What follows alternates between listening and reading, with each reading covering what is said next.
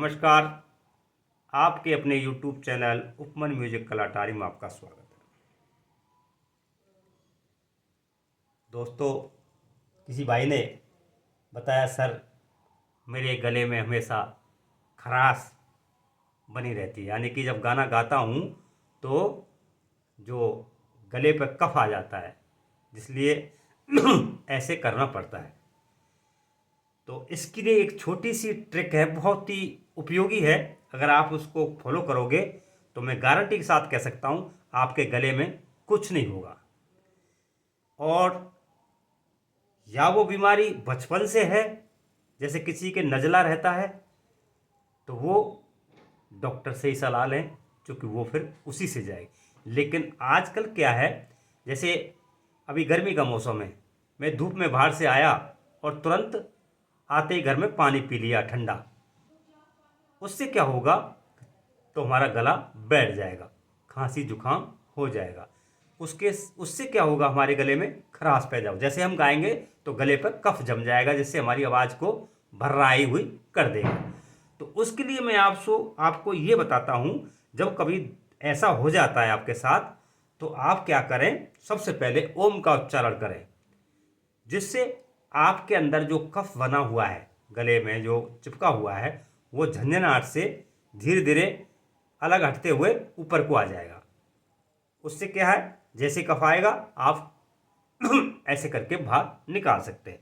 दूसरा, आप सुबह शाम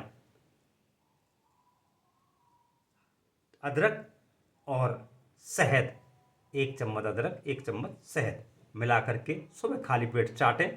आपका गला ऐसे चलेगा जैसे बिल्कुल नरम, कोई खराश पैदा नहीं होगी। तो मैं आपको बता देता हूँ। तो सभी माता बहनों से निवेदन करूँगा, जिस बहन भाई के अगर ये प्रॉब्लम है और हो जाती है, गर्मी में अमूमन हो जाता है, हम ठंडा पी लेते हैं, कभी कभी खट्टी चीज़ खा लेते हैं, तो थोड़े दिन के लिए हमारा 2-4 दिन के गला थोड़ा जाम हो जाता है, तब उसमें ऐसी प्रॉब्लम आती है। तो उसके लिए यह क्या रियाज करना चाहिए वो मैं आपको बताता हूँ। जैसे ओम को उच्चारण कैसे करेंगे,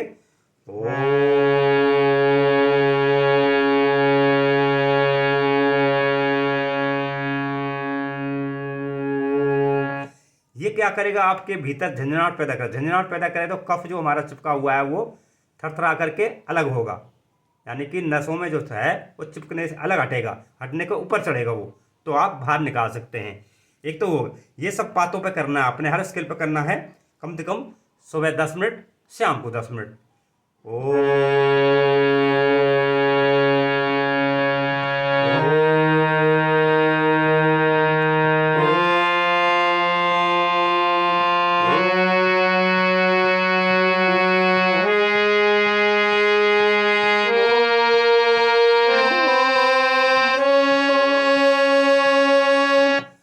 ये आपने कम से कम 10 मिनट सुबह, 10 मिनट शाम को, इससे आपका कफ बाहर आ जाएगा।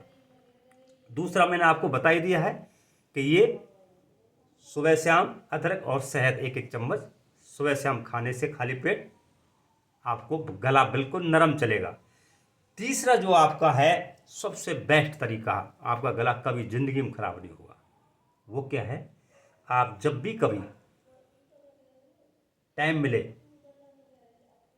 सुबह शाम, सुबह छोड़ दो, शाम को लो आप, एक टाइम बहुत है आपके लिए।